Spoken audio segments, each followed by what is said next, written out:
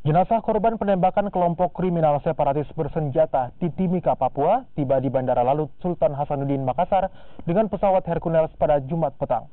Dari 16 korban, 8 diantaranya merupakan warga Sulawesi Selatan.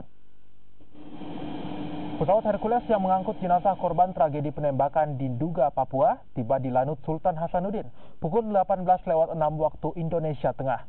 Dari 16 jenazah yang tiba, 2 jenazah diterbangkan ke Bandara Halim Perdana Kusuma dan korban tujuan provinsi lainnya melanjutkan penerbangan menggunakan pesawat komersil. Sementara 8 korban asal Sulawesi Selatan dibawa ke daerah masing-masing menggunakan ambulans. Ke-16 korban merupakan pekerja di PT Istaka Karya yang tengah melakukan pembangunan jalan dan jembatan Trans Papua.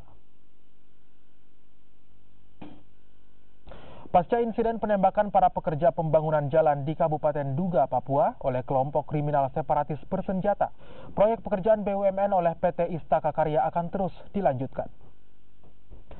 16 korban yang merupakan pekerja dari PT Istaka Karya yang tengah melakukan pekerjaan membuka jalur isolasi di wilayah pegunungan Papua.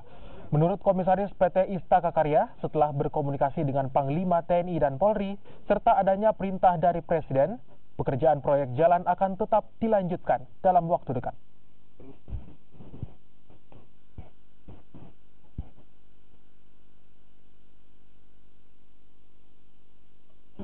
Arahan Panglima TNI, Kementerian PUPR dengan Presiden bahwa proyek ini tentu kita akan lanjut sesuai dengan nanti sudah ada kesepakatan dan perintah keamanan dari Panglima TNI menyatakan sudah siap untuk dijalankan.